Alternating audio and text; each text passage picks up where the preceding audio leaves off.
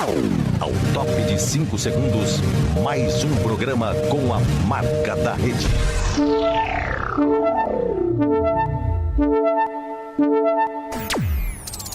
No ar, programa Ponto de Vista. Os principais assuntos que são destaque no Brasil e no mundo, comentados de uma maneira simples e objetiva. Programa Ponto de Vista. Nós expressamos o nosso ponto de vista. Qual é o seu?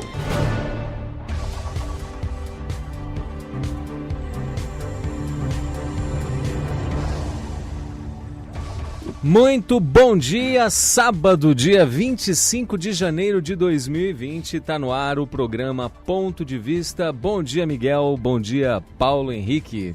Bom dia Nascimento, bom dia Paulo, bom dia a todos os ouvintes do programa Ponto de Vista. Bom dia, Miguel, bom dia, Ricardo Nascimento, bom dia a todos os ouvintes. É isso aí, meus amigos, um bom final de semana para você que está ligado na nossa programação em casa, no trabalho, na estrada, você que nos ouve pela internet em qualquer lugar do Brasil ou do mundo. Só saberemos quem é você quando você mandar uma mensagem para nós, tá? O nosso DDD é o 35 99970 0955.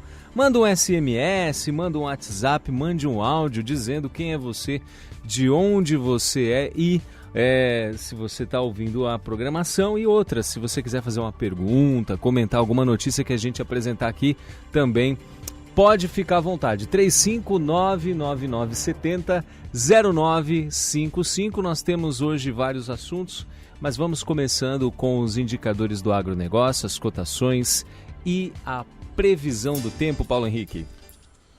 Vamos lá, começando aqui com os indicadores econômicos. O dólar comercial fechou cotado a R$ 4,18. O euro fechou em R$ 4,61. O índice Bovespa fechou em 118.376,36 pontos. Arroba do boi gordo, R$ 175,50. Arroba da vaca gorda, R$ 165,50.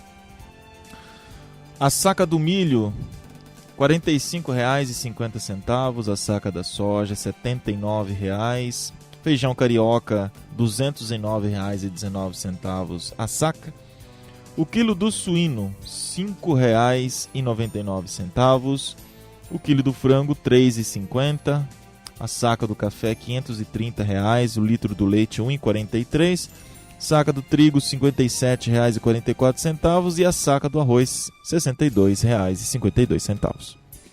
Muito bem, agora a previsão do tempo para hoje, amanhã e segunda. Pois é, hoje o tempo pode termos aí pancadas de chuvas esparsas, possibilidade de chuva de 40%, umidade relativa do ar 69%, temperatura máxima de 27 graus, portanto, esquenta um pouquinho hoje aí. Amanhã, o tempo fica parcialmente nublado, com possibilidade de chuva de 20%, portanto, amanhã provavelmente não chova.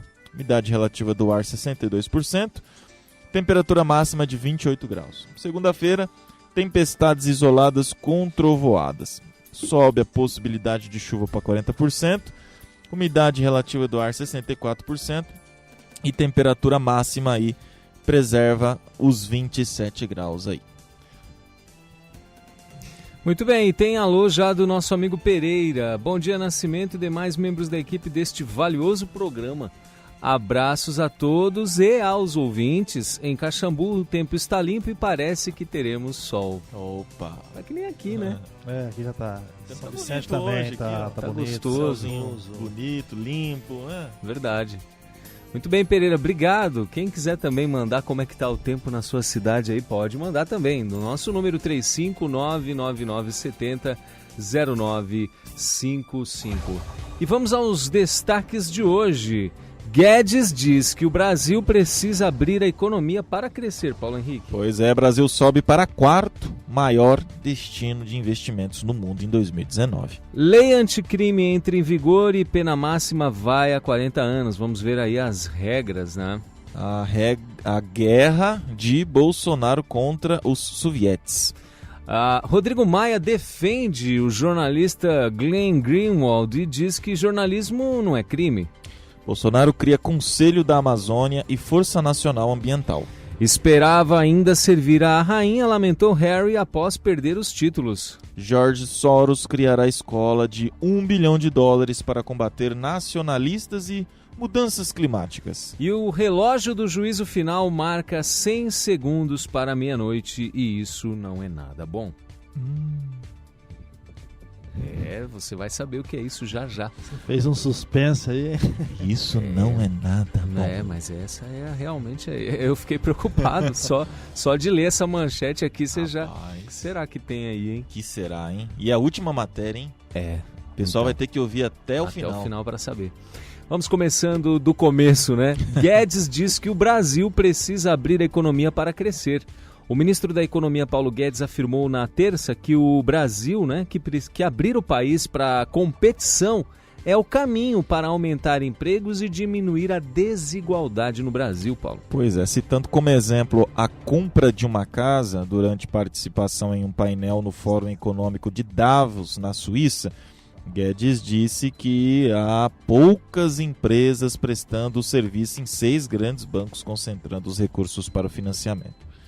O ministro destacou que a economia brasileira está retomando o crescimento por investimentos privados, já que o governo Bolsonaro vem diminuindo seus gastos públicos e que a intenção é abrir mais o país para o mercado internacional, trazendo investimento que possa gerar empregos, informa. Pouco antes, durante a conversa com jornalistas, Guedes afirmou que o Brasil deve assinar um acordo internacional que permite que empresas estrangeiras participem de licitações de obras públicas, informa a revista Veja. Bom, vamos entrar na segunda matéria aí. Que aí já comenta Bora. tudo? Porque diz respeito aí. A mesma linha, né? Mesmo assunto.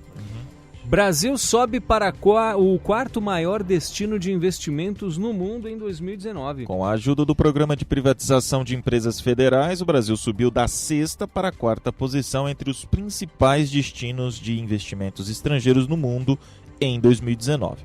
Segundo o relatório divulgado na última segunda-feira, dia 20, pela Conferência das Nações Unidas para o Comércio e Desenvolvimento, o Brasil recebeu 75 bilhões de dólares em investimentos externos no ano passado, contra 60 bilhões de dólares em 2018. Os 3 primeiros lugares do ranking de destino de investimentos ficaram com os Estados Unidos, com 251 bilhões no ano passado, a China 140, Singapura 110 bilhões de dólares. Os 75 bilhões que chegaram ao Brasil equivalem a mais da metade dos 119 bilhões que a América do Sul recebeu no ano passado. Segundo o relatório, parte da alta dos investimentos externos no Brasil ocorreu em parte por causa do programa de privatizações que se concentrou na venda de subsidiárias de estatais e de participações acionárias do governo em empresas privadas. O Brasil registrou aumento de 26% para 75 bilhões de dólares, parcialmente impulsionado pelo programa de privatizações lançado em julho, como parte dos esforços da administração para acelerar a economia. A primeira dessas privatizações envolveu uma companhia de distribuição de gás comprada por um consórcio de investidores liderado pela francesa Engie, por quase 8,7 bilhões de dólares, destacou o levantamento. Para este ano, o relatório diz que o país deverá continuar a receber investimentos externos por causa da continuidade do programa de privatizações. Em 2020, os desinvestimentos em subsidiárias de companhias estatais deverão ganhar força.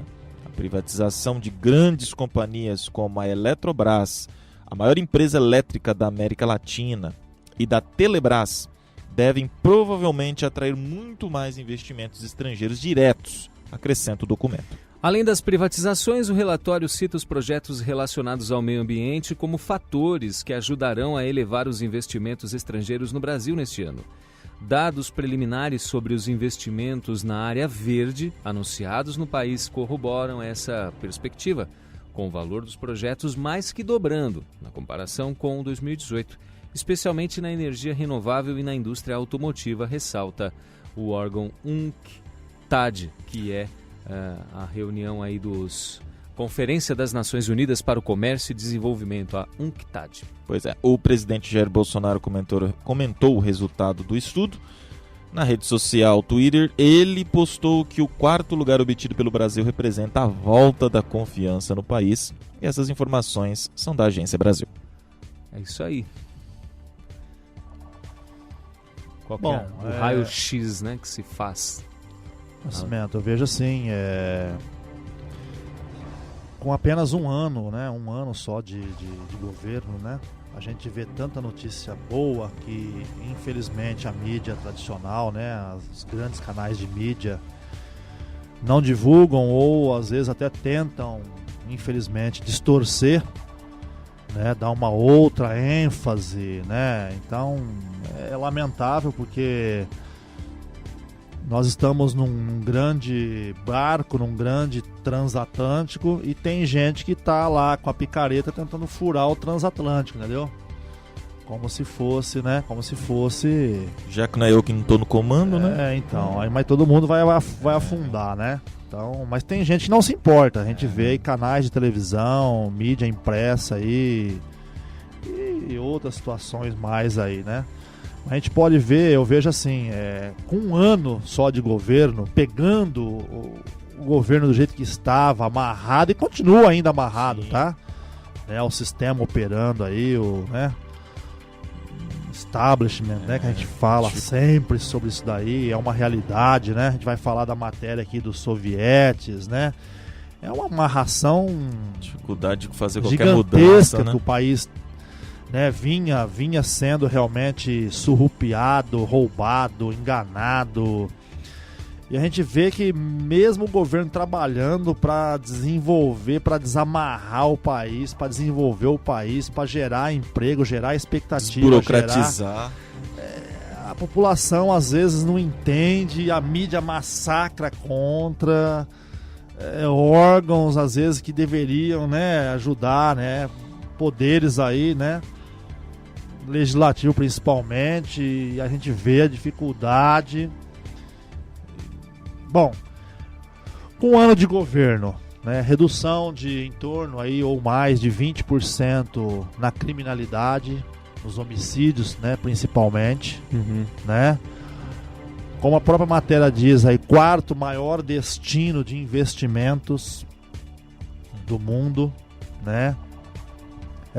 Bolsa alcançando aí quase 120 mil pontos, chegou a bater 120 mil pontos, né? Fechou aí sexta-feira com 118 mil pontos. Juros, 4,5% de juros ao ano, né? A taxa Selic nunca esteve tão baixa. Mas qual que é o significado de tudo isso? Bolsa alta, né? Com fechamento desse, né? Juros baixos, dólar ainda alto, mas controlado, ainda de uma certa forma confortável, né? Porque o Banco Central teria condições de entrar vendendo a moeda e derrubando a cotação. Mas eu vejo que é uma situação até relativamente confortável, porque estimula a exportação, ou seja, gera emprego para o Brasil. A importação encarece, mas também estimula, de uma certa forma, a indústria nacional, que é um momento delicado, você não pode fazer uma abertura, né, conforme... nós vamos falar de uma matéria também sobre a abertura da economia, tem que ser uma situação, de uma certa forma, gradual também, para a gente não ficar exposto aí às vezes uma concorrência desleal, uma situação que de alguns países que de repente tem uma remuneração de trabalho muito abaixo dos níveis mundiais aí, da média mundial, enfim, né? Então veja bem, uma bolsa alta, um juro baixo, um dólar controlado, uma inflação sob controle, ainda que dezembro saiu um pouquinho, destoou um pouquinho em função aí de alguns itens, a carne, né, por exemplo, que já está, a gente acabou de falar aqui da cotação da arroba do boi, né, quer dizer, já está voltando, aí, ainda que não volte ao patamar anterior, mas muito próximo dele, eu creio, né, que já está quase chegando também, inclusive. Recentemente, aí final do ano passado, reforma da Previdência, que era a pedra no sapato, né, do governo, a gente sabe disso, que é onde mais estava pegando aí, a questão financeira, né? A reforma trabalhista no final do governo do Michel Temer também vem contribuindo muito, né? Enfim, tudo isso é criação de emprego também, aí quase 700 mil postos de trabalho o ano passado foram criados, né? Um superávit aí de 700 mil empregos, ótimo, um ano apenas, né? Melhor resultado das estatais, você vê aí o lucro do Banco do Brasil, promete, da Caixa Econômica Federal, promete, de outras estatais também, né? Sem fazer malabarismo, sem fazer o que se fazia nos governos anteriores. Tudo isso traz uma maior segurança jurídica, traz um ambiente propício para o investidor. Esse resultado aí do Brasil ser hoje o quarto maior destino de investimentos no mundo, não é à toa, isso não é simplesmente do nada. Porque o investidor, principalmente o investidor internacional, ele analisa o país, ele analisa o ambiente de negócio, a segurança, ele analisa dezenas, talvez uma centena de itens para poder investir. Imagina a insegurança que foi gerada nesses últimos 30 anos e principalmente nos últimos 15 anos. Imagina a insegurança que foi gerada, o medo que essas pessoas tinham de colocar o seu dinheiro aqui dentro e serem surrupiadas, por exemplo. Né? Imagina tudo isso. Isso você não apaga do dia para a noite. Isso você não desfaz de um dia para o outro. É isso que eu estou falando. O Paulo Guedes está lá, né? Foi lá representar o Brasil lá em Davos, por exemplo, fez uma excelente apresentação, um excelente trabalho. A mídia pouco divulga, né? Quer dizer, para desmantelar toda essa armadilha que vinha sendo montada, que havia sido montada, né? Esse establishment, esse sistema operando, que ainda está operando de uma certa forma, porque não é fácil você cortar isso daí. São situações grandes, situações poderosas, enfim, né? O judiciário, é o legislativo, é os três poderes aí que tem que trabalhar junto para poder realmente quebrar, desmantelar isso daí, né?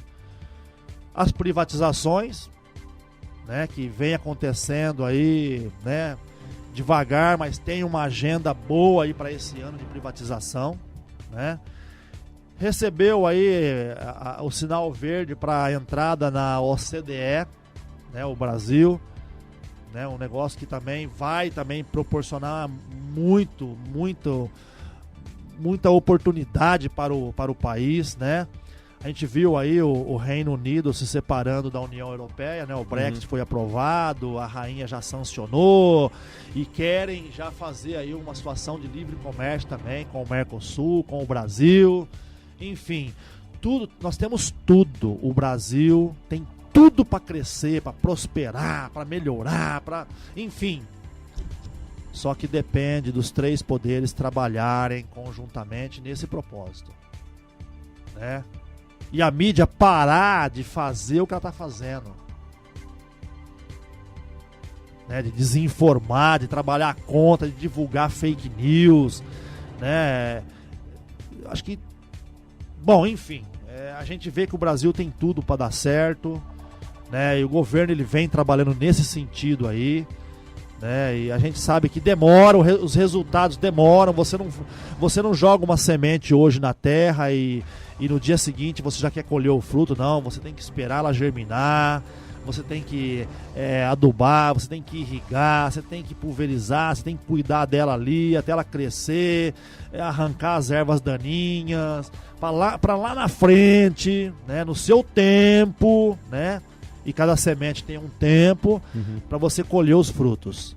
Não é diferente na situação de um país com o tamanho, né, que o Brasil tem, né? Um país continental, né? Enfim, é um trabalho realmente de médio e longo prazo. E a gente, muitas vezes, é muito imediatista, né? Aquilo que fizeram em 30 anos para destruir o Brasil, porque eu não vejo outra forma. Esses governos dos últimos 30 anos, sem praticamente quase exceção nenhuma, trabalharam para destruir a nação. Destruir. Não é com um ano de governo que você vai reconstruir aquilo que foi destruído em 30 anos. Então a gente tem que ter paciência, né? E a gente vê aí a mídia jogando de todas as formas contra. A gente vê o Congresso, a gente vê às vezes até, infelizmente, aí, né, pessoas do judiciário também, enfim. Então nós temos que ter muita paciência. Muita paciência. Muita paciência, não é pouca não. Então o raio-x é isso daí, Nascimento. Eu vejo que o Brasil ele tem tudo para ser um grande país, uma grande nação. E eu vejo que a contribuição da sociedade, através das manifestações, através realmente, né, desse movimento todo aí, de ser um povo mais esclarecido, mais participativo, tá? É importantíssimo nesse processo, nesse novo processo aí, democrático e de desenvolvimento do país. Vejo de uma forma assim fantástica tudo isso daí. Muito bem, 8h21, a lei anticrime entra em vigor e a pena máxima vai a 40 anos. A lei anticrime entrou em vigor nesta última quinta-feira e endurece parte das regras da legislação penal no país. Ela traz novidades como o aumento do tempo máximo de cumprimento da pena de 30 para 40 anos, o fim das saidinhas das penitenciárias por quem cometeu crime hediondo com morte de vítima e a criação de um banco multibiométrico e de impressões digitais que vai manter registrados os dados dos criminosos como íris, a face e a voz. O projeto foi sancionado em dezembro pelo presidente Jair Bolsonaro após ser aprovado pelo Congresso. O texto foi criado por um grupo de trabalho de deputados que analisaram durante o ano o projeto anticrime apresentado pelo ministro da Justiça e Segurança Pública, Sérgio Moro, e de outro projeto elaborado por Alexandre de Moraes, ministro do STF. Os parlamentares também contribuíram com sugestões próprias. As regras que endurecem penas ou pioram a condição dos condenados só valerão para crimes cometidos a partir desta quinta. Isso porque a Constituição determina que a legislação penal só retroage quando beneficia o réu. Já as alterações na execução penal, quando não pioram a situação dos condenados, serão aplicadas para todos. Um dos pontos polêmicos é a criação do juiz de garantias, medida que determina que 2 juízes acompanharão parte dos processos no país, sendo um para a fase de instrução do processo, para a obtenção de provas, e outro para o julgamento em si. Defensores afirmam que isso traz mais isenção, enquanto os críticos apontam que a medida pode beneficiar corruptos e que não há estrutura para implantar a medida no judiciário brasileiro. No último dia 15, o presidente do Supremo Tribunal Federal, Dias Toffoli, suspendeu a criação do juiz de garantias por 6 meses para que a implantação seja melhor estudada. Nesta quarta-feira, dia 22, o vice-presidente do STF, ministro Luiz Fux, suspendeu por tempo indeterminado a implantação da figura do juiz de garantia. A decisão irá valer até que o plenário do STF decida as novas regras. Nós vamos trazer aqui agora, né, as novas regras. Tem o aumento do período máximo do cumprimento de pena. Aumenta de 30 para 40 anos o tempo máximo de prisão permitido no país. O Código Penal determina que quando uma pessoa sofre condenação por período superior, a pena deve ser ajustada para não ultrapassar esse período. Esse período apenas será alcançado com a soma de penas, já que individualmente a legislação prevê penas máximas de 30 anos para crimes como homicídio, qualificado, extorsão, mediante sequestro com morte de vítima. Miguel, se você quiser ir comentando os pontos. Não, pode ir lendo? Pode ir lendo, eu comento sim. Tá. Endurecimento de penas. Alterações no Código Penal permitirão aumento de penas para diversos crimes, como o crescimento da pena para roubos. A pena, que é de até 10 anos, pode crescer a metade em caso de uso de arma branca ou até dobrar se o ato violento for cometido com arma de uso restrito. Aí os crimes hediondos, outro ponto. Amplia o rol de crimes considerados hediondos, incluindo o roubo que resulta em lesão corporal grave da vítima e o furto com explosivos. prescrição, o período em que tramitarem recursos em tribunais superiores, quando considerados inadmissíveis, não contará prazo para a prescrição da pena. Outras regras também precisam ser atendidas para que isso ocorra. Saída temporária.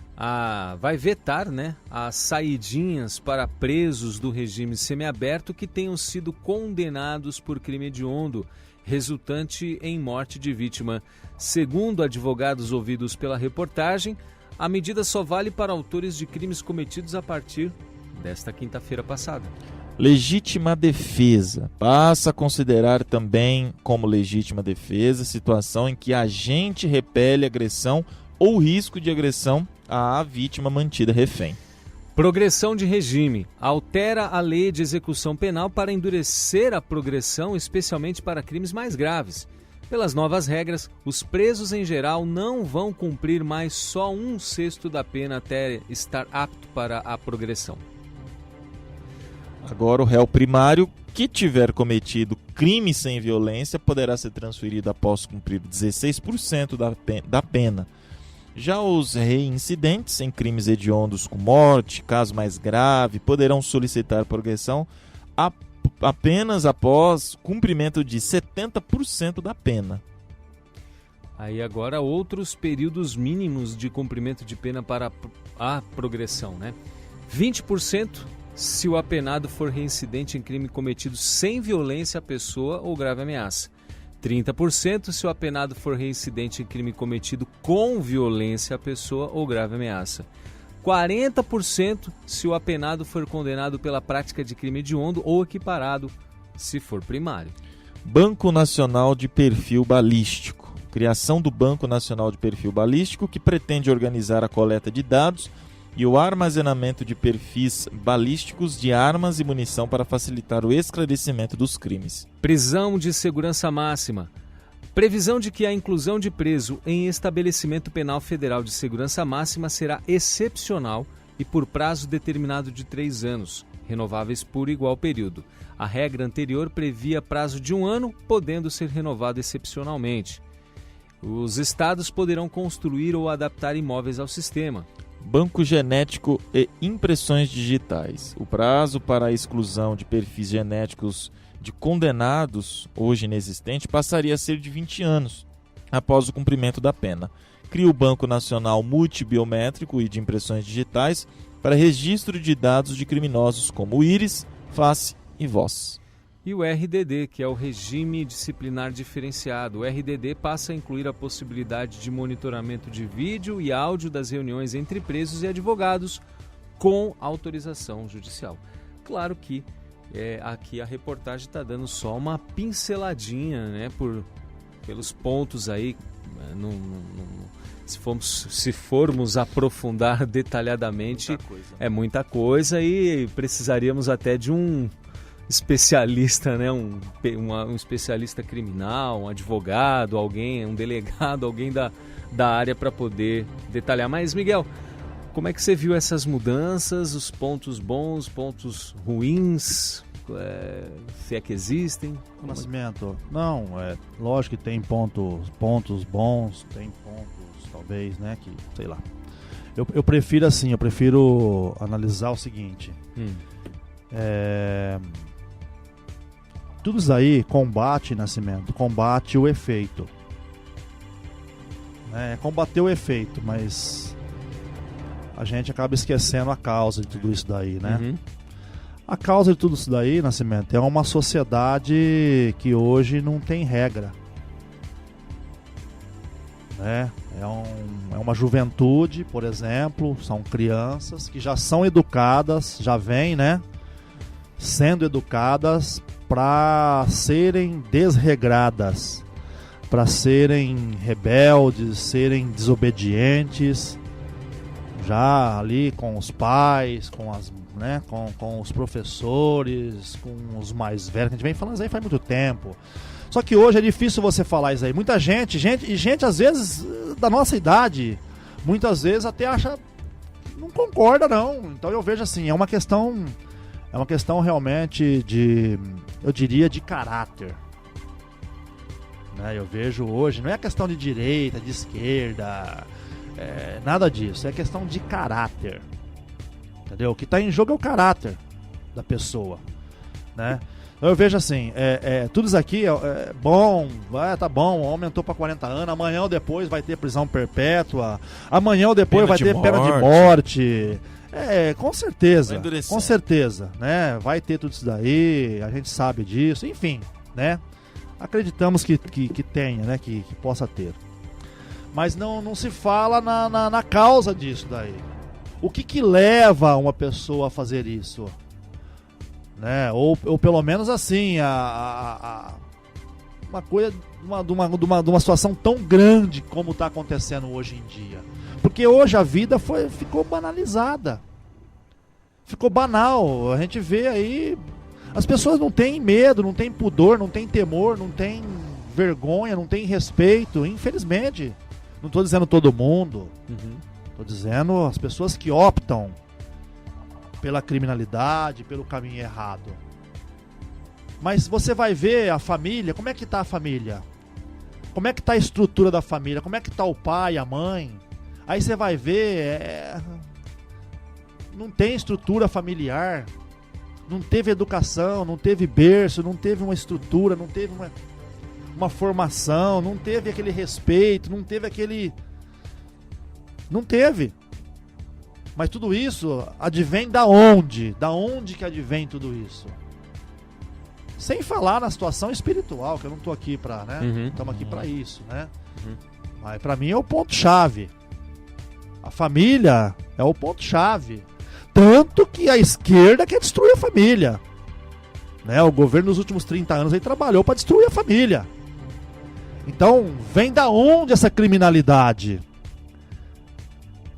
O pacote anticrime foi aprovado, endureceu as penas, não sei o que, tornou crimes, alguns crimes que não eram hediondos, tornou hediondos, enfim, um monte de coisa, melhorou isso, melhorou aquilo, dificultou isso, dificultou aquilo, tá bom. Esse é o castigo. Tá bom, isso aí é o castigo por ter praticado algo. Mas por que ele pratica algo? E como... Né? Qual que é a causa? E como melhorar isso? E como melhorar para combater a causa e não o efeito? Isso aqui está combatendo o efeito. Isso aqui é a punição. Isso é a punição. Agora veja bem.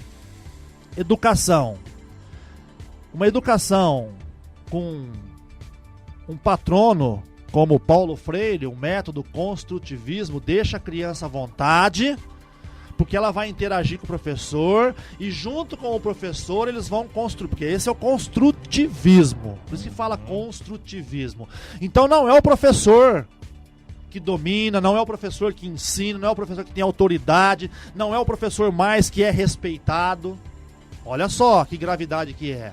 Aí vem o ECA, o Estatuto da Criança e do Adolescente, contribuindo também para tudo isso. Desculpa. Para não obedecer mais o professor, para não obedecer mais os pais, que o próprio aluno fala pro pai, fala pra mãe, fala pro professor. Vou te entregar. Vê lá como é que você fala comigo, porque eu conheço meus direitos. Vou te denunciar, rapaz. Vou te denunciar. Então acabou. Pode construir prisão aí, muitas prisões. Se não combater a causa, e sim somente o efeito, mas a causa continua produzindo, né? As causas continuam produzindo os delinquentes, pessoas que não respeitam, que não têm educação, que é a favor da baderna, da bagunça, e você não pode falar não, porque hoje você não pode falar não. Hoje as crianças não aceitam mais um não. Não faça isso. As crianças não respeitam mais os pais, as mães. São raros os casos que você vê o pai, a mãe sabendo educar um filho, entendeu? Corrigindo o filho. Hoje você não pode mais, porque a lei não permite. Muitas vezes. Então, quer dizer, cadê o respeito? Aí você vê a televisão incentivando o uso de drogas. Até cantora famosa aí, em programa de 10 horas da manhã, 11 horas da manhã, da Fátima Bernardes lá, entendeu? Incentivando na cara dura o uso de drogas. E não acontece nada. Aí o ex-ministro da Educação pede pra cantar o hino nacional na escola, ele é chamado pra dar explicação por que ele pediu. Então, veja bem, que Uma mundo... inversão veja de bem, valores que inversão total, né? de valores tremenda. Tá complicado. Hein? Tremenda. O ministro da Educação pede pra cantar o hino nacional. É um crime. O Ricardo Vélez, né? Agora, exatamente. Aí o Ministério Público pede pro ministro dar satisfação, explicar o porquê que ele pediu e tal, como se fosse um crime cantar o hino nacional. Mas não é crime num programa de televisão com alcance nacional, mundial, é incentivar o uso da Isso droga. porque nós não vamos nem entrar a fundo no que você encontra hoje das gravações feitas dentro das escolas em festas que sempre acontecem. Sim. Festas, sejam elas quais forem, mas sempre acontecem, onde nós temos vários vídeos de crianças dançando o funk na escola, por exemplo, as meninas rebolando. Mas é cultura, Quer dizer- Nascimento. Isso é cultura, meu querido. Isso é cultura, não tem problema. E isso já vem de Entendeu? tempos, né? Isso já vem de O problema tempos. é esse, meu amigo. Que sociedade que nós temos, que consciência que nós temos hoje, que respeito que nós temos hoje, que educação que nós temos hoje, ou que queremos ter, ou que queremos dar para as nossas crianças. Qual que é a participação do poder público nisso tudo? Será que nós temos realmente o objetivo de termos realmente um país melhor, um país educado, um país que respeita realmente a família, que respeita o próximo? Entendeu? Então, veja bem, a lei anticrime aí, o endurecimento da pena, um monte de coisa aí, ótimo. Só que, veja bem, combate só o efeito, a causa continua produzindo delinquentes, continua produzindo uma massa gigantesca de crianças lá que lá na frente vão optar pelas drogas, que vão optar pelo caminho errado, que vão assaltar, que vão roubar para poder satisfazer os seus desejos. Tá entendendo? Sim. Aí prende o sujeito, o que adianta? Vai lá, é menor de idade, vai lá pra, como é que chama? Antigamente era FEBEM, hoje não pode nem falar FEBEM. É Fundação Casa. Conversa Medidas fiadas. socioeducativas. Isso tudo pra mim é uma demagogia, uma hipocrisia tremenda. Tremenda. Porque você não pode falar não pra uma criança. Proibido, O pai proibir. não pode fazer nada, a mãe não pode fazer nada, o professor muito menos. Muito menos. Entendeu? Então, quer dizer, nós estamos combatendo, nós estamos enxugando gelo. Isso tudo aqui, esse processo, esse projeto aqui, é ótimo, tá bom, ótimo, tá ótimo. Só que tudo isso é enxugar gelo. E cada vez mais, entendeu? Então eu vejo assim, nós teríamos, eu acho que o governo tem que pegar, eu sei que está sendo feito um monte de situações aí, a ministra Damares trabalhando e sendo odiada, detestada, né? Por muita gente, pela mídia, enfim. Mas por quê, gente? Porque o sistema implantado nos últimos 30 anos era para estragar as crianças, era para destruir as crianças, era para destruir as famílias. É isso que as pessoas não conseguem entender. Para e pensa, você que tem mais de 50 anos, que viveu, né, no tempo do governo militar, né? Para e pensa. Vê a vida que você tinha quando você tinha 10 anos, 12 anos, 15 anos. A diferença que é hoje. A educação, o respeito. Olha hoje. Então, quer dizer, como é que vai ser no futuro? Pois é. Se bem que o futuro é hoje. Já tá acontecendo tudo. A balbúrdia, a baderna que tem, as universidades, você é uma fábrica de comunista, de rebeldes, de rebelião tremenda. Então, quer dizer, não se tem regras, não se tem respeito, não se tem educação. Quero mandar um abraço aqui, Miguel, pro Darcio dos Lopes, que está ouvindo o programa. Parabéns pelo programa Ponto de Vista. Estamos ligados. Abraço, ótimo final de semana. E a gente precisa ir pro intervalo. 8h39. Daqui a pouquinho a gente volta. Rede FM.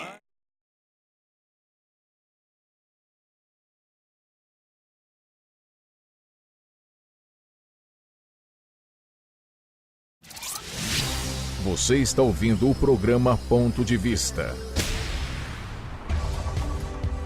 Estamos de volta, agora 8 horas e 45 minutos. Antes, eu quero ler aqui rapidinho. Bom dia, meus queridos amigos do programa Ponto de Vista e ouvintes. A Sandra de Lavras mandou uma mensagem. Olha, o resultado do quarto melhor destino e investimento é resultado das medidas deste novo governo. Só a reforma previdenciária vai economizar no regime da Previdência Pública uns 3 trilhões, pois passou a ser igual ao nosso regime geral da Previdência Social, que custa mais ou menos 153 bilhões 887 milhões, né? A Sandra mandou essas informações pra gente aqui. Obrigado, Sandra, bom dia a você, ao seu esposo, tá bom? Obrigado aí pela participação, viu? Sempre bem-vinda, viu? Sempre bem-vindos, tá bom? O Anésio de Carvalhos mandou aqui, ótimo programa como todo sábado, abraço do Anésio. E tem outra mensagem aqui. Bom dia, amigos, sou do tempo que o aluno cantava o hino nacional com orgulho e honra e com alegria tirávamos foto a cada série concluída, atrás da mesa da professora de uniforme da escola com o mapa do Brasil atrás do aluno. Tempo bom não volta mais. Bom programa, nosso amigo Luiz Pérez de São Vicente mandou mensagem. Ô, seu Luiz, bom dia a todos os ouvintes aí. Obrigado pela participação, viu, querido?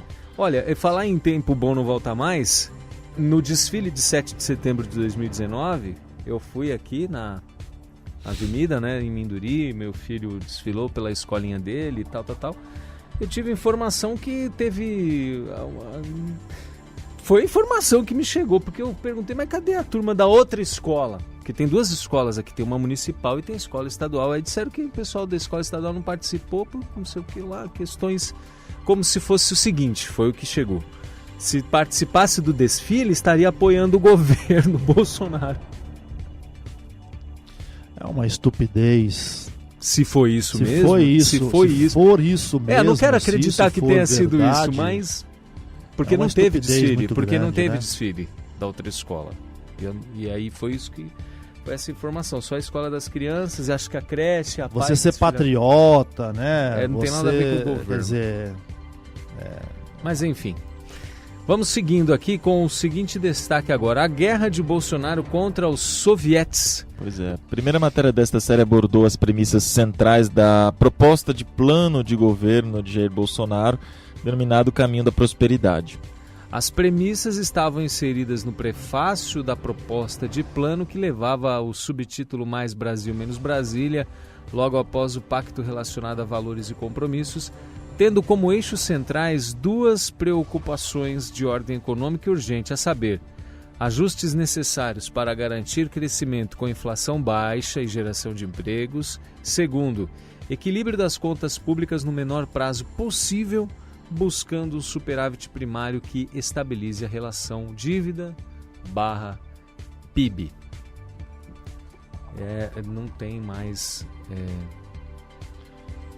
É que esses sovietes aí que fala, Nascimento, são os conselhos, são centenas de conselhos que existem, isso conselhos municipais, estaduais, criados também no âmbito federal, né? Haja vista, por exemplo, tinha um conselho, quantos conselheiros tinha lá na CEMIG, que o novo governo do estado aí, se não me engano, tinha 700 conselheiros, negócio assim, ganhava não sei quanto esses conselheiros aí, pra quê? E esses sovietes aí, na verdade, a gente sabe que é um sistema usado pelo comunismo, nos países comunistas, né? Aonde, Nascimento, na verdade, eles criam esses conselhos municipais, estaduais e federais e, na verdade, vai tirando a força do parlamento. Vai tirando a força do serviço do parlamento, isso é no âmbito federal, no âmbito estadual e no âmbito municipal. É o que acontece lá na Venezuela, por exemplo. Tem lá o parlamento lá, né, onde o governo não tinha maioria, hoje tem, mas de uma forma que foi, a gente sabe como é que foi, né? Mas ele criou como se fosse um parlamento paralelo. É esse conselho aqui. São esses conselhos aqui que nós estamos falando. Uhum. E é o que vinha sendo criado aqui no Brasil. Entendeu? Então é muita burocracia, Nascimento, é muita gente, é muita, sabe, não precisa nada disso, gente. O papel de um vereador no município é representar a população. O papel de um deputado estadual também, o papel do deputado federal, do Senado, mesma coisa. Mesma coisa, já existe o poder legislativo constituído para isso, para representar o povo. Tanto que a Câmara de Vereadores, ou a Câmara dos Deputados, ou a Assembleia Legislativa nos estados, é chamada a Casa do Povo, que tem a sua Constituição federal, estadual e municipal. Entendeu? Então, quer dizer, estavam criando um poder paralelo. A verdade é essa, um poder paralelo. Entendeu? Então, a matéria ela veio aqui de uma certa forma até incompleta, mas a gente pode depois até postar algo aí para completar, para melhorar, porque essa situação dos sovietes é justamente isso. A gente sabe que são conselhos, que são pessoas ali indicadas pelo governo, por exemplo, que vinha, né, no passado, eu digo isso, tá? No passado aí recente, né? E de uma certa forma tirando, né, de uma certa forma a autonomia, né, do poder legislativo. Então é esse o objetivo, tá? Na verdade, tudo isso, gente, era para implantar o comunismo no Brasil. Ponto final. Tá? E ainda temos essa dificuldade porque o governo tentou acabar com um monte de conselho e, se eu não me engano, o Supremo brecou. Se eu não me engano. Então nós precisamos até analisar isso aí, vamos ver essa matéria aí melhor, para poder postar isso daí, para completar essa matéria aqui, né? Tá bom? Rodrigo Maia defende Glenn Greenwald e diz que jornalismo não é crime. O presidente da Câmara dos Deputados, Rodrigo Maia, saiu em defesa de Glenn Greenwald nesta terça-feira, depois que o Ministério Público Federal apresentou denúncia contra o jornalista do The Intercept. Segundo a denúncia, assinada pelo procurador da República Wellington Divino de Oliveira, Greenwald teria auxiliado, orientado e incentivado as atividades criminosas do grupo. O teor da denúncia está na página do Ministério Público Federal na internet. Rodrigo Maia disse em suas redes sociais que a denúncia é uma ameaça à liberdade de imprensa e que jornalismo não é crime. Sem jornalismo livre, não há democracia, acrescentou Rodrigo Maia. O deputado federal ainda compartilhou uma notícia da Folha de São Paulo com a manchete: para a Polícia Federal não há evidência de participação de Glenn em ação de hackers. Em sua defesa, Verdevaldo disse que a denúncia do MPF contra ele na Operação Spoofing é uma retaliação pelo governo Bolsonaro e um ataque à imprensa livre. Bom, e aí? Até que ponto o jornalista tem liberdade para poder fazer suas matérias, para divulgar informações? Não, liberdade, ele tem plena liberdade. Realmente, jornalismo não é crime. Jornalismo. Agora, crime é crime. O que ele cometeu, o que esse sujeito aí cometeu, o tal do Glenn, cometeu é crime. Agora, me admira muito o presidente da Câmara, né? Falar uma situação dessa, defender uma situação dessa. Então a gente vê como é que esses camaradas estão envolvidos com o sistema e defende e promove o sistema. A gente sabe que claramente tudo isso foi para quê? Para derrubar o governo, para derrubar o Moro, por exemplo, para denegrir, para manchar, para macular, para matar a reputação do Moro. É o assassinato de reputação do Moro, por exemplo. Entendeu? Que já foi falado, que não tem problema nenhum, que foi feito, não tem crime nenhum que o Moro fez na condução da Operação Lava Jato. Entendeu? Agora veja bem, grampear um juiz, grampear um ministro de Estado, grampear um presidente da República, grampear ministros do Supremo, não é crime? Aí pode. Não é crime, isso não é crime. Isso é jornalismo. Agora, então veja bem, então a gente vê para quem que o Rodrigo Maia está trabalhando, a serviço de quem que ele está. A serviço de quem que o Rodrigo Maia está. né? Eu consigo entender. Agora veja bem, os fins não justificam os meios. Peraí. O fim é a informação, é o jornalismo, mas não justifica o meio. Qual o meio? Criminoso? Ele conseguiu a informação de que forma? De forma criminosa? Então não tem liberdade para isso, pera lá. Senão, peraí, então acabou tudo. Pra que Constituição? Então vamos rasgar a Constituição, vamos rasgar todo o arcabouço jurídico, aí acabou, não tem mais sentido. Não tem sentido. O que o Maia tá falando não tem sentido. Me desculpa. É uma estupidez sem tamanho. O cara é criminoso. O que ele cometeu foi crime. Foi crime. Quando se trata de investigação com autorização judicial e dependendo das fases aí que a justiça autoriza que aquele material seja divulgado para a imprensa é uma coisa. Não é o caso aqui, até mesmo porque o procurador Sérgio Moro e tal, essa turma está sendo investigada por nada. O hacker foi lá e conseguiu, né, através do celular, invadir as conversas, né? Nascimento, veja bem, o tal do Glyn aí teve reunião com o Lula antes da situação. Zé Dirceu. Quer dizer, meu querido, com qual propósito que eles utilizaram essas informações do The Intercept? Com qual propósito? Gente, tá claro, só não enxerga quem não quiser. Se o Ministério Público não enxergar dessa forma, se o Judiciário não enxergar, porque não quer enxergar. Tem o marido dele que é do PSOL. Entendeu? PSOL, Quer né? dizer, do PSOL. Deputado federal, assumiu a vaga do... Miranda lá, não é o Miranda? ele assumiu a vaga do Jean Willis. É tudo arquitetado. Jean Willis tá lá no exterior, lá, gozando a sua vida lá, vendeu o seu mandato, né, na verdade. Tudo armado. É coincidência isso? E não vai acontecer nada com esse povo aí. Eu acho não que vai não. acontecer nada. Aí não tem problema nenhum, a Justiça não vê problema nenhum nisso, o Ministério Público não vê problema nenhum nisso. Não tem crime, não tem nada. Não tem crime, não tem nada. Entendeu? Então quer dizer, tentaram fazer tudo isso para derrubar o governo, para macular a Lava Jato, para, quer dizer, incriminar o Moro, incriminar integrantes do próprio Ministério Público, e não tem problema nenhum. E agora vem o presidente da Câmara dos Deputados defender, falar que jornalismo não é crime. Realmente, jornalismo não é crime. Mas o que esse camarada fez foi crime. É uma hipocrisia sem tamanho. Sem tamanho. 8h57, eu vou... 8 agora, 8h58. Vamos para o outro intervalo. Daqui a pouquinho a gente volta com mais informações no Ponto de Vista. Rede FM.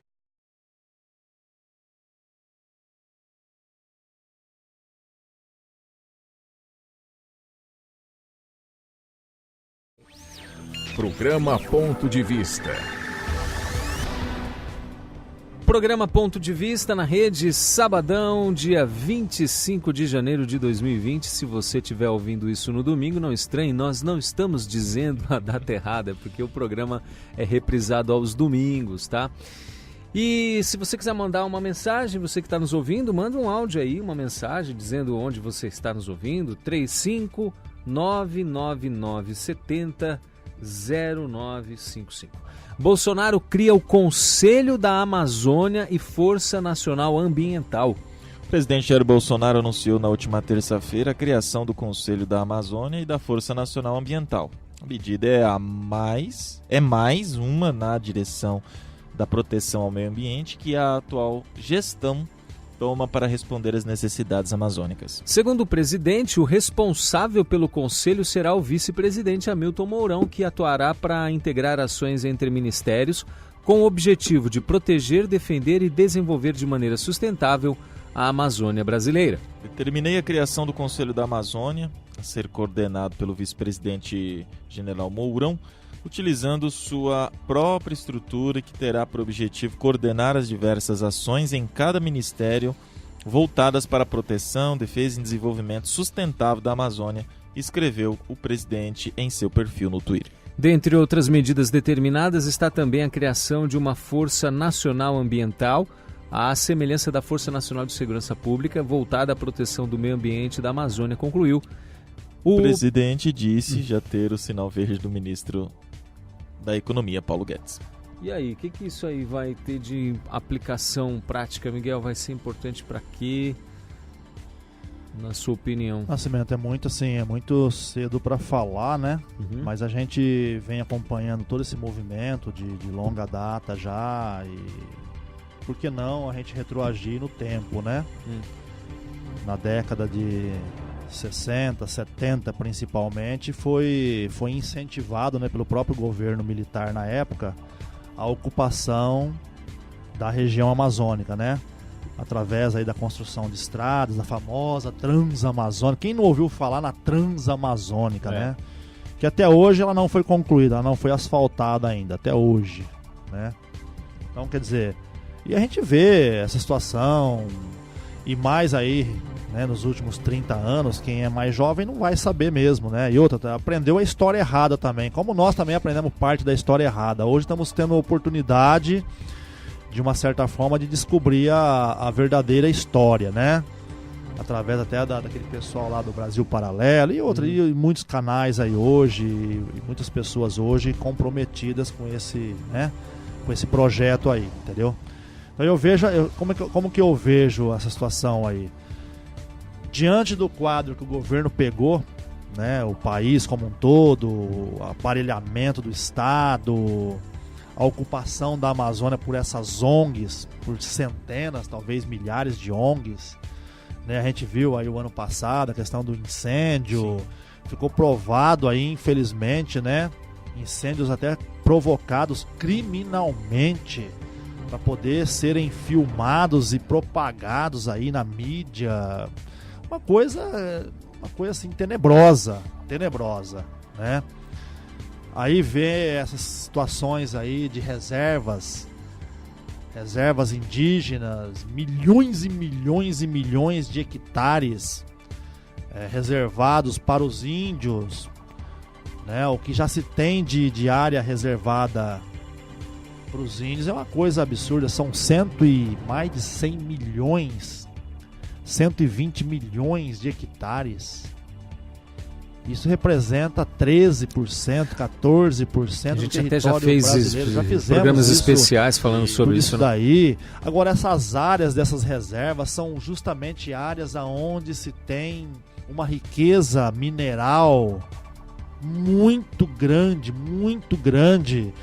E a gente vê aí indícios, né, de exploração clandestina por pessoas que de repente são acobertadas por essas ONGs, alegando um trabalho, alegando uma proteção ao índio, uma proteção à fauna, à flora, ao meio ambiente. Então, veja bem, então eu vejo que o governo atual, ele vai na direção correta, né? Não, vamos organizar essa situação aí, entendeu? Vamos definir regra para a gente poder realmente explorar a Amazônia de forma sustentável, mas que ela seja feita pelo Brasil. Pelo Brasil. Porque hoje a gente sabe, aquele roubo daquele ouro, né, aquele 700 quilos de ouro lá que foi roubado, tal, que estão aí talvez até desvendando a situação, para onde que ia aquele ouro lá? A pergunta é de quem que era aquele ouro e para onde ia, e qual a legalidade dessa situação toda. Então tem muita coisa, né? A quantidade de minérios que o Brasil tem, de riqueza mineral, de ouro, de nióbio, de petróleo, aquela região ali, né? A desocupação de uma certa forma até criminosa dos arrozeiros lá naquela situação daquela Raposa Serra do Sol, lá no estado de Roraima, se eu não me engano. Uma coisa difícil de falar, né? E para destinar aquilo para o índio, na verdade, a gente sabe que o índio ele só foi usado como massa de manobra. Só foi usado como massa de manobra na mão dessas pessoas inescrupulosas, de governos inescrupulosos. Então, Nós precisamos descobrir tudo isso. O governo acertou a criação desse trabalho, dessa força-tarefa, vamos assim dizer, né? E de colocar até o próprio Mourão para encabeçar essa força-tarefa aí. Já especialista, que é um general especialista, conhece a região, já trabalhou na região. Enfim, tá corretíssimo, né? Na verdade, tá cuidando do patrimônio do Brasil, entendeu? E realmente que eu vejo que tem muita coisa para vir à tona ainda, Nascimento. Muita coisa para vir à tona. Eu creio, né? E se realmente trabalhar nesse sentido aí, as forças aí, né, de polícia, exército, polícia federal, força nacional, enfim, né, as forças de polícia aí, de inteligência, trabalhar nesse conjunto aí, nesse contexto de vigilância realmente e saber o que realmente está sendo feito por trás dessa cortina de fumaça, que é essa situação indígena, que é essa situação dessas ONGs que lá operam, que lá trabalham. Tem que desvendar essa cortina aí, para escancarar, para mostrar para o público, entendeu? Para toda a sociedade, para o mundo inteiro, entendeu? A verdade que está por trás dessa cortina de fumaça, que para mim tem muita coisa. Para mim tem muita, para mim, tô falando para mim, tá? É uma opinião pessoal minha, né? A exemplo da situação que a gente fala e vai de encontro com a situação até do sínodo da Amazônia, né? Da Amazônia, infelizmente, eu falo infelizmente porque a gente sabe qual que é o propósito disso daí. Infelizmente eu digo, tá? E daquela situação lá, daquela área internacional que eu já cansei de falar aqui, até o presidente da República já falou, né, daquela faixa lá que vai, né, do Pacífico ao Atlântico, que é o AAA, que é o projeto Gaia, que são milhões de hectares que nós estamos aí com risco de perder a soberania de boa parte da nossa Amazônia em nome da preservação. Ou seja, eles querem, porque querem falar o seguinte, olha, o Brasil não tem condição de cuidar, já falaram, né? O Macron já falou isso daí, já propagou. Aí vem aquela garotinha lá, aquela pirralha lá, a Greta Thunberg, Greta, falando um monte de asneira, de besteira, enfim. Então a gente vê um circo armado, uma situação toda arquitetada propositadamente, envolvendo essas queimadas criminosas, envolvendo essas ONGs, né, que às vezes faz um trabalho que a gente não sabe lá pra quê? Né, pra quem, né? E a quem elas representam de verdade, que a gente sabe que são, de repente, grupos aí poderosíssimos que estão de olho na riqueza que se tem na Amazônia. Pra mim é isso. Né? E lugares lá na Amazônia hoje que a gente ouve falar que ninguém entra, nem o exército entra. Muito então, bem. Quer dizer, é uma situação delicada, uma situação complicada, que eu vejo que o governo deve ter tudo isso mapeado, eu creio, o setor de inteligência deve ter tudo isso mapeado e vai ter que trabalhar com muita inteligência, com muita expertise para poder trazer isso para a sociedade, para ter o apoio da sociedade, porque na verdade, vocês já perceberam que tudo é em função da mídia, praticamente? Pode Sim. ver, tudo tem que ter o apoio da mídia, a sociedade mobilizada, para os poderes funcionar, senão os poderes não funcionam. É verdade. Pode ver. Se não tiver lá um movimento, se não tiver lá uma manifestação lá na Avenida Paulista para manutenção da Lava Jato, se bobear, acaba a Lava Jato. Se não tiver uma manifestação lá para aprovar isso, aprovar aquilo, não se aprova. Por quê? Porque os deputados, o poder legislativo só funciona mediante pressão. Então o que é certo ou o que é errado não vale. Vale o apoio ou não da população. Da maioria, né? E que a mídia divulga da forma como convém para ela muitas vezes. Enfim, aí vai, a gente pode falar aqui, ficar o dia inteiro falando sobre isso. E você daí, sabe o que né? eu tô pensando aqui, Miguel, enquanto você falava a situação do AAA, o corredor da Amazônia, essas coisas todas, pouquíssimas pessoas acreditam, né?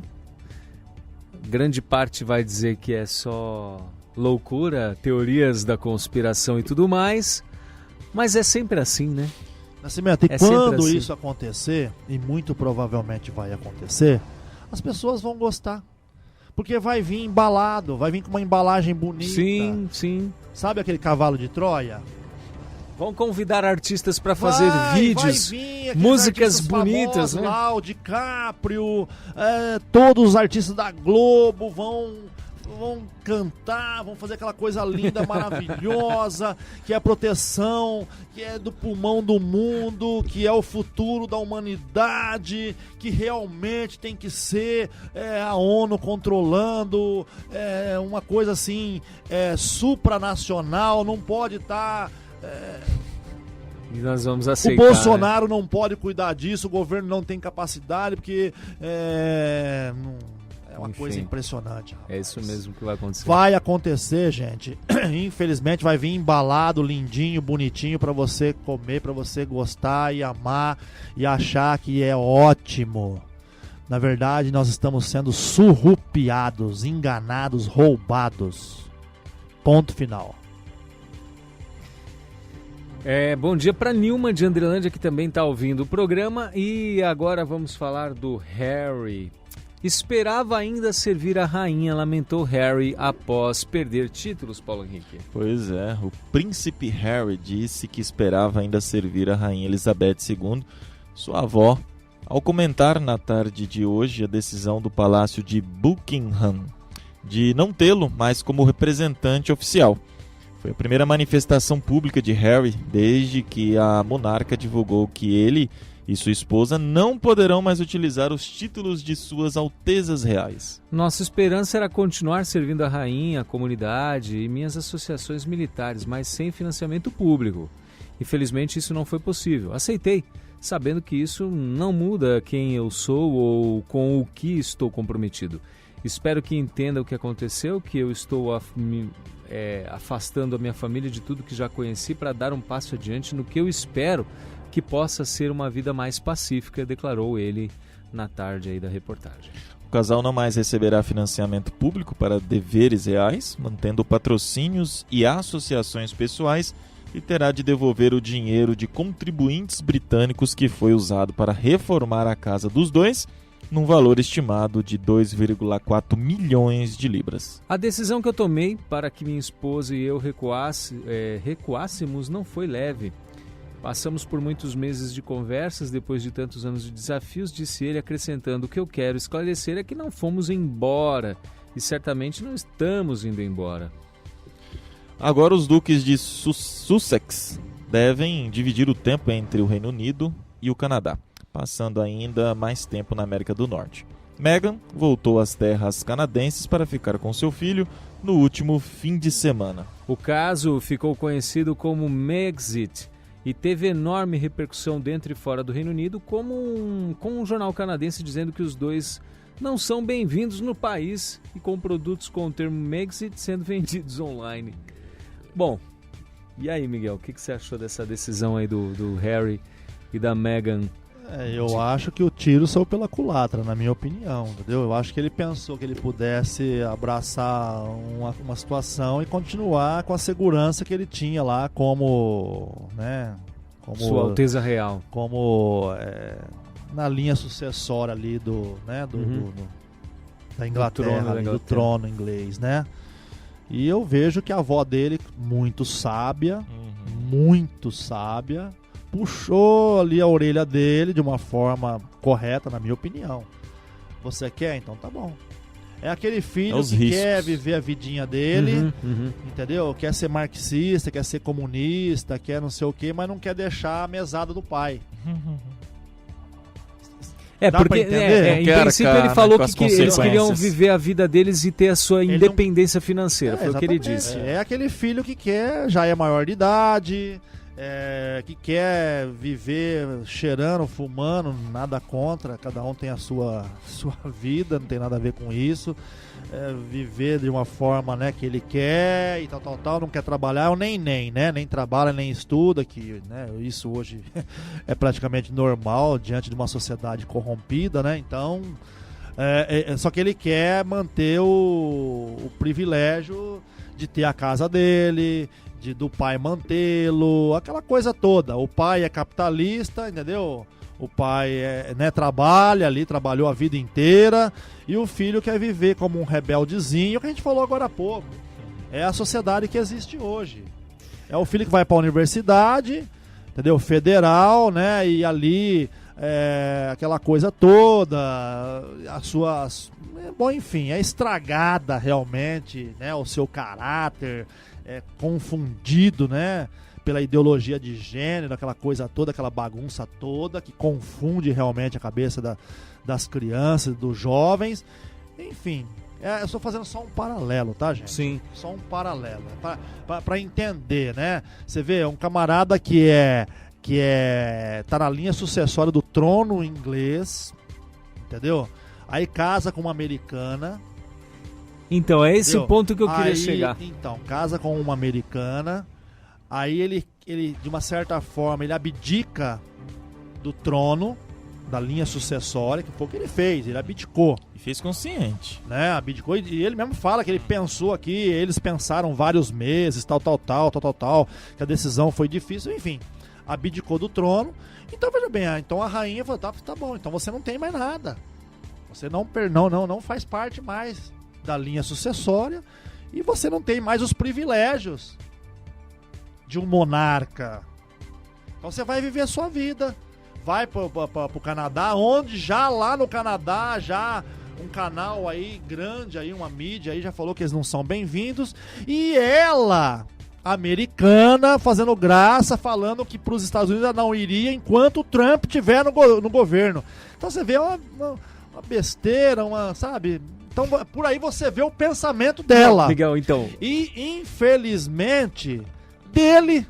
Eu quero dizer o seguinte, o Harry sempre foi meio cabeça fraca, né? Quando ele começou a namorar com essa Meghan, aí começaram a dizer, porque ela era feminista na época, bem ativa nas redes sociais. Ela é feminista, ativista, um monte de coisa. E ficaram, mas será que ela vai renunciar a tudo isso? Porque para seguir sendo a esposa do príncipe, ela ia ter que abdicar. E lá no início ela abdicou. Fechou site, blog, redes sociais, para começar a seguir todo aquele protocolo que tem que seguir.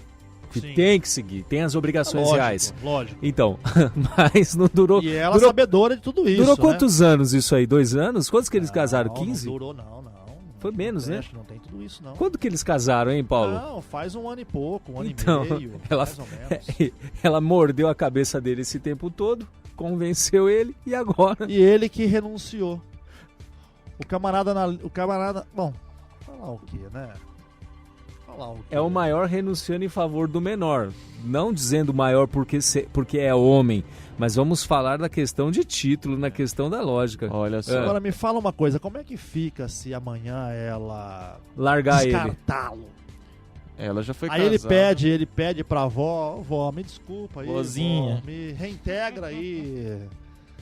Na linha Ó, sucessória. ela já foi casada, por exemplo, com o cineasta Trevor Angelson em 2011 e largou ele em 2013. Né? Aí ela casou com o Harry quando? Em 2016, meados de 2016, surgiu os rumores que ela estava namorando. Aí quando foi em 2016 ainda eles casaram. Casar 16, então vão fazer 4 anos. Quero falar mais nada não, mas ela ficou 2 anos com o cara, largou, agora pegou o príncipe, fez o que quis, tirou o cara do trono. Vamos ver, né? Nossa, nós estamos parecendo hoje site de fofoca. Site de fofoca, chega. Basta. Vamos para a próxima matéria. Volta. George Soros criará uma escola de $1 bilhão para combater nacionalistas e mudanças climáticas, Paulo. Pois é, o bilionário George Soros disse que vai investir $1 bilhão para criar uma universidade global destinada a combater governos autoritários e mudanças climáticas, que, segundo ele, são os desafios duplos que ameaçam a sobrevivência de nossa civilização. A Open University Network oferecerá uma plataforma internacional para ensino e pesquisa, disse Soros na quinta-feira durante o Fórum Econômico Mundial em Davos, na Suíça. A universidade será lançada através de uma parceria da Universidade da Europa Central e do Baird College, apoiada por ele, de acordo com a Bloomberg. Como estratégia de longo prazo, nossa maior esperança reside no acesso a uma educação de qualidade, especificamente uma educação que reforce a autonomia do indivíduo, cultivando o pensamento crítico e enfatizando a liberdade acadêmica, afirmou. Em seu discurso e durante uma sessão de perguntas e respostas, Soros abordou uma ampla gama de questões, incluindo a economia superaquecida dos Estados Unidos, o domínio do Facebook e o domínio considerado por ele autocrático de Xi Jinping, Narendra Modi, Jair Bolsonaro e Donald Trump, que ele chamou de o vigarista e o narcisista final. Levando em conta a emergência climática e a agitação mundial, não é exagero dizer que 2020 e os próximos anos determinarão não apenas o destino de Xi e Trump, mas também o destino do mundo, disse ele. Soros também criticou o Facebook, mais uma vez por não policiar a rede social. Não há nada para detê-los e acho que existe um tipo de operação ou acordo informal de assistência mútua em desenvolvimento entre Trump e o Facebook, disse Soros. O Facebook trabalhará em conjunto para reeleger Trump e Trump trabalhará para proteger o Facebook. Trump, disse ele, é responsável por superaquecer a economia. Uma economia superaquecida não pode ser mantida fervendo por muito tempo, disse Soros. Soros abordou esses temas nos discursos anteriores de Davos. No ano passado, o filantropo alertou sobre o perigo mortal do uso da inteligência artificial pela China para reprimir seus cidadãos, sob a liderança de Xi, a quem ele chamou de o mais perigoso oponente das democracias. Ele também disse que o Facebook e Google precisam ser regulamentados. No ano passado, ele os comparou a empresas de apostas que estimulam o vício entre os usuários e diz que eles exploram os dados que controlam. Tá aí, Miguel. Um dos homens mais ricos do mundo, né? Que apoia, e a gente sabe abertamente, o comunismo e os ideais aí. Qual que é a É um financiador, né? qual que é a finalidade dele na criação dessa universidade e os comentários que ele fez? Talvez ele seja hoje o maior financiador, né? Uhum. Da esquerda. Me admira muito ele falar mal do chinês lá, do Xi Jinping, né? Xi Jinping. Que é um ditador, tal, mas na verdade, você vê, é igual realmente, é o comunismo mesmo, né? O cara é um comunista, ele fala, ó, acusa as pessoas daquilo que você faz. Isso mesmo. Entendeu? Então é o que ele está fazendo, é uma jogada tremenda de marketing para enganar, para ludibriar, dá a impressão que ele defende a democracia, que ele defende a família, a liberdade. Que ele é contra, né, a situação aí da China, de vigilância das pessoas e tudo mais, né, aquela situação toda, quando na verdade ele é um dos maiores financiadores de tudo isso. Sim. Entendeu? Então é um camarada, pra não dizer, eu acho que é bipolar, deve ser, né? Pode ser bipolar? Pra não dizer outra coisa, tá, gente? Pra não dizer outra coisa. Então a gente vê que, infelizmente, a criação de uma universidade, um investimento faraônico desse, tal, pra estimular, né? 1 bilhão de Como dólares. estratégia de longo prazo, nossa maior esperança reside no acesso a uma educação de qualidade. Especificamente uma educação que reforce a autonomia do indivíduo. Mentira! Porque essas pessoas da esquerda, elas primam pelo coletivismo. A Constituição americana, ela prima pela autonomia do indivíduo, os direitos individuais. Ele é contra a família. Ele é contra o armamentismo, por exemplo. Ele é desarmamentista. Ele é comunista, esse George Soros. Tá entendendo? Cultivando o pensamento crítico e enfatizando a liberdade acadêmica. Eu não acredito. Aqui ele tá falando aqui só pra mascarar. Tem que ter um Tem discurso, que apresentar, lógico, né? Tem que apresentar, o né? Uma situação pra enganar os indoutos, os incautos, né? Infelizmente é isso daí. Tá? Pra mim é isso daí. Muito bem, vamos pro intervalo, voltamos depois com o último destaque, que diz: relógio do juízo final marca 100 segundos para meia-noite, e isso não é nada bom. Rede Rede FM.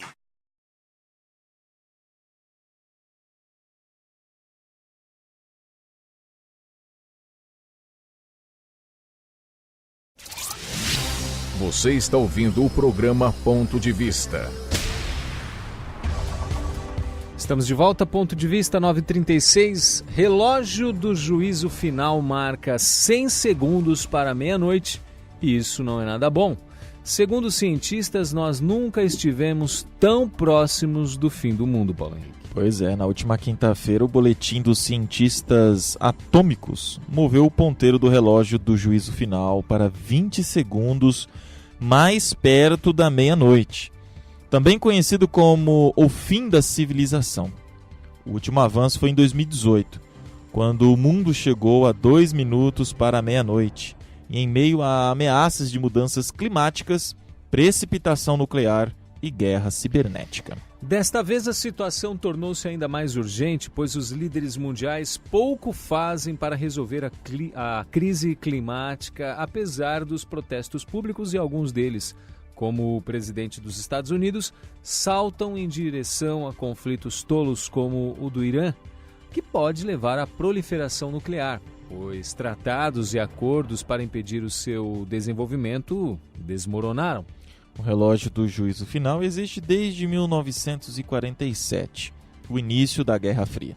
Os cientistas que ajudaram a desenvolver as primeiras armas atômicas do mundo decidiram que esta seria uma maneira eficaz de comunicar ao público a ameaça que essas mesmas armas representavam para a humanidade. A cada ano desde então, o relógio se aproximou cada vez mais da meia-noite.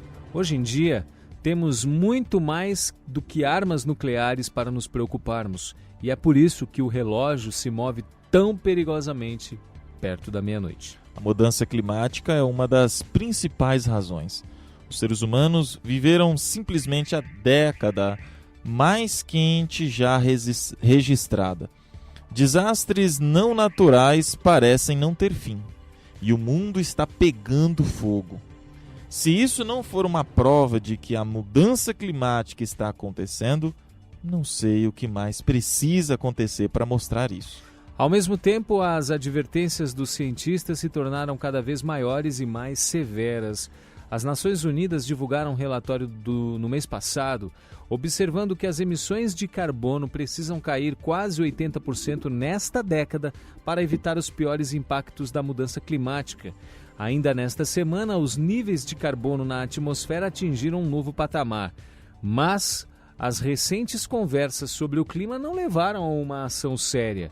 E ainda tem os Estados Unidos, cujo presidente anunciou que se retiraria do Acordo de Paris oficialmente no próximo ano. Apesar desses avisos devastadores e de repente governos passarem a concordar com muitos cientistas e usarem o termo emergência climática, suas políticas dificilmente são proporcionais a uma emergência, disse Sivan Karta, membro do Boletim dos Cientistas Atômicos e cientista sênior do Instituto Ambiental de Estocolmo, durante o anúncio nesta quinta-feira. Se os governos levassem a sério a questão da crise climática, começariam a elaborar políticas que reduzam as emissões de gases do efeito estufa e incentivariam outros a fazer o mesmo. Infelizmente, essa não é a realidade em que vivemos hoje. Isso não é uma mera analogia, disse a ex-presidente da Irlanda, Mary Robinson, durante o anúncio. Estamos a 100 segundos da meia-noite e o planeta precisa acordar. Isso é péssimo. Estou me preparando já para o dia do juízo final. Na verdade, essa é a minha resolução para este ano, mas eu esperava que não iria precisar de um kit de sobrevivência. Agora que essa possibilidade é mais real do que nunca, eu realmente deveria começar já a pensar no que fazer quando o arrebatamento chegar. Os países, os seres humanos, estão destruindo o planeta, Miguel? É o ser humano que vai acabar com o próprio planeta, é isso? Nascimento. É lógico que a ação humana, né, tem influência. dentro da situação do meio ambiente logicamente tem ação e reação, né? Os rios vão sendo assoreados, aquela coisa toda, né? A questão da A poluição. poluição, a emissão do CO2, né? Do gás carbônico. Enfim, a gente vê tudo isso, a gente vê a revolução industrial, né? Desde a revolução industrial, o Ocidente principalmente, chamado como Ocidente, né? Só que a gente vê um propósito por trás de tudo isso, entendeu? Eu vejo, né? Não sei se... Eu creio que vocês também enxergam, né? Tem a situação da direita, da esquerda, assim como tem o Ocidente e o Oriente. Bom, enfim, vejo igual essa bipolaridade aí, né? Fica um pessoal de um lado, o pessoal do outro, e eles querem fugir de uma certa forma, dizendo que o extremismo não é bom, né? Não pode ser nenhuma coisa nem outra. Então tem que vir o quê? Tem que vir uma solução. Tem que vir um caminho, talvez um caminho do meio, para resolver a questão, Nascimento. O centrão. O isentão. É o isentão, o isentão, né? O centrão é o isentão. Com relação à matéria, chama atenção, interessante, uma matéria interessante, né? Até a data aí da existência dele é interessante. É engraçado que no ano seguinte foi criado o Estado de Israel. Uhum. Sim. 48, né? 1948, né? Uhum. Maio, se eu não me engano. Bom, enfim, eu acho que tem tudo a ver com tudo isso. Os cientistas sabem de muita coisa. Eles sabem de muita coisa, né? Eu vejo que o mundo está realmente caminhando para um colapso, entendeu? E tem um ditado que fala, né, Nascimento, que time que está ganhando não se mexe. Uhum. Então, para mexer, né, porque urge uma nova ordem econômica, entendeu? Urge, né? Até o Papa já falou isso daí, né? Urge, né? Sim. Ou seja, é necessário, né? Uma nova ordem, né? Econômica, né? Então, a gente vê que tudo está caminhando nesse sentido. Entendeu? Então, veja bem, não é bom nem a esquerda radical e nem a direita radical. Vamos surgir alguém para pacificar. Então tem que estar uma situação nebulosa, tem que estar uma situação catastrófica. Para alguém trazer a solução. Para trazer a solução. Então, eu divulgo aqui um caos, implanto um caos, eu crio um caos para justificar uma situação nova. É que nem aqueles borracheiros picareta que joga prego no asfalto pro carro passar por cima, estourar o pneu e lá na frente ele borracharia aqui. É mais ou menos isso. Né? É mais ou menos isso. Então, eu sou a favor de se proteger o meio ambiente, proteger as nascentes, proteger os rios. Eu sou a favor de, se possível, né? Não sei se é possível, mas eu creio que, né, tem tecnologia aí para eliminar ou pelo menos para reduzir a emissão do CO2. Sim. Você pega aí uma situação simples, Nascimento. Por exemplo, o óleo diesel, por exemplo. O óleo diesel, vamos falar uma situação assim. O óleo diesel tinha... antigamente, não muito tempo atrás, coisa aí de 10, talvez anos atrás, tinha o óleo diesel comum. Hoje ainda tem, mas hoje ele é o S500, o comum. E tem o S10. S10. O que significa isso aí? É a quantidade de partículas de carbono, de dióxido de carbono, né? De emissão de carbono, né?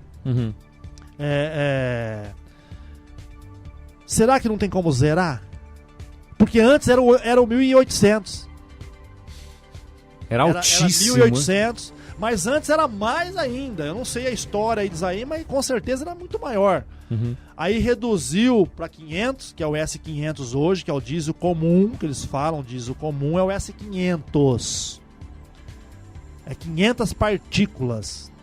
O S10 são 10 partículas. Por litro? Não. Não, Tem lá tem uma métrica lá que eu não sei te falar agora com precisão, tá? Mas pode ter gente nos ouvindo aí que sabe do que eu tô falando. Uhum. Será que não pode ter o S0?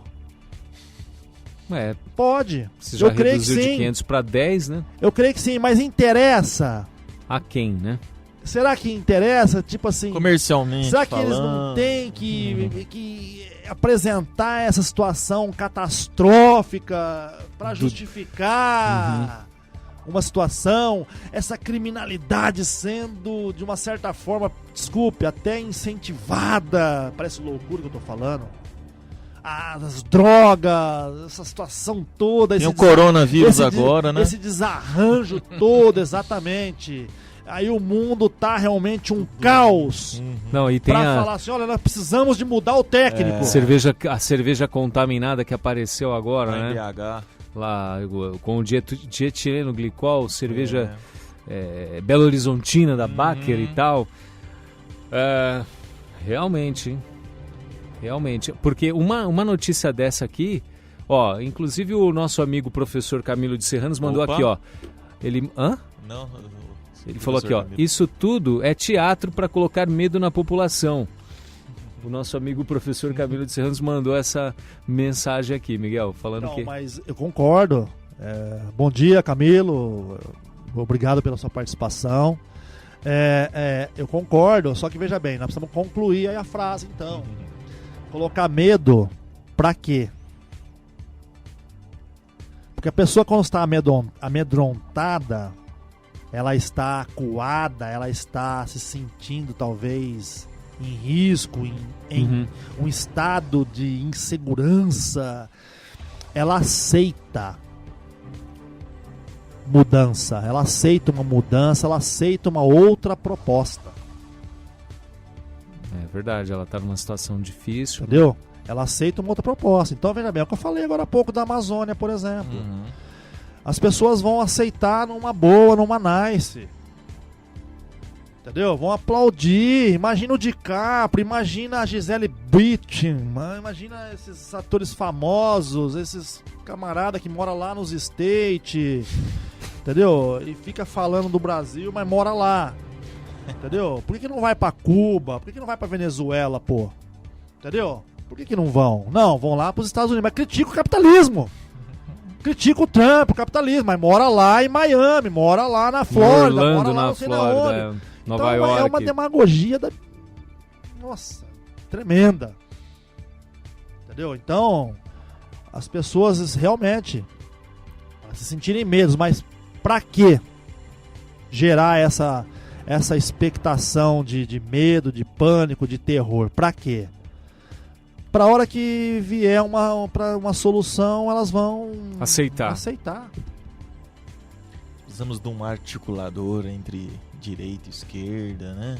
Entre o Ocidente. Não é bom, né? Não é bom o extremismo, né? O Bolsonaro, ele é muito extremista, o Trump é muito extremista, né? Então, quer dizer, é melhor um meio termo aí, não é bom nem isso, nem aquilo, né? Então é isso daí. Né?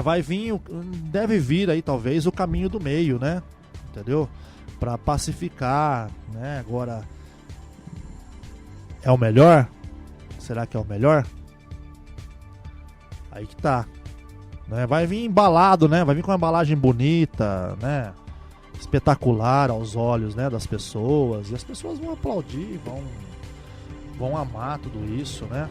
Então, nós temos tempo ainda ou não? Olha, nós temos 2 minutos. Então, eu queria até falar a situação rapidamente daquela situação lá dos sovietes, o Nascimento.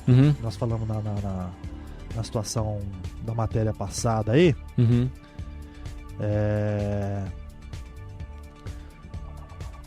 Fala assim, olha, sovietes, tá? Da matéria passada. Os conselhos operários ou sovietes, é o nome russo, tá? São colegiados ou corpos deliberativos constituídos de operários ou membros da classe trabalhadora que regulam e organizam a produção material de um determinado território ou mesmo indústria. O que eram os sovietes? Os sovietes, conselho em russo, era o órgão criado pelos trabalhadores e soldados russos durante a Revolução de 1905 e que fora derrotada. Neste órgão, os trabalhadores exerciam poder ao mesmo tempo executivo e legislativo, elegendo seus representantes a partir dos locais de trabalho e quartéis. Ou seja, eram rebeldes, eram rebeliões. Que é isso que a esquerda prega, é a revolução do proletariado. Eles são contra o capitalismo, é a favor do coletivismo, é o comunismo, é isso. E o PT e esses governos dos últimos 30 anos vinham trabalhando nesse sentido. É esse o sistema, é esse o establishment que está aí operando hoje.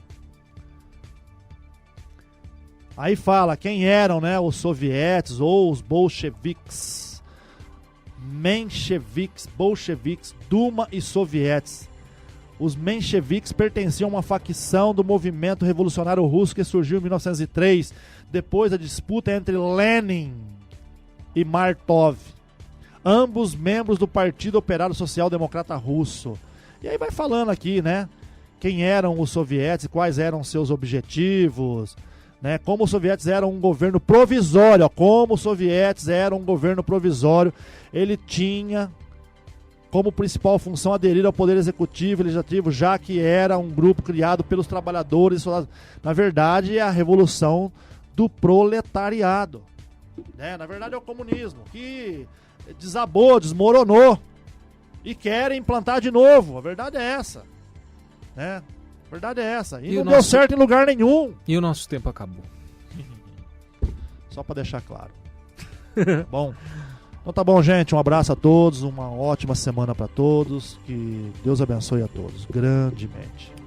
Um abraço a todos os ouvintes. E só confirmando aqui, Ricardo, eu conferi aqui a questão de datas do casamento de Meghan e o príncipe Harry. Eles se casaram em 19 de maio de 2018. Muito bem, pessoal, forte abraço, fiquem com Deus, reprise amanhã a partir das 9, bom final de semana e é isso aí.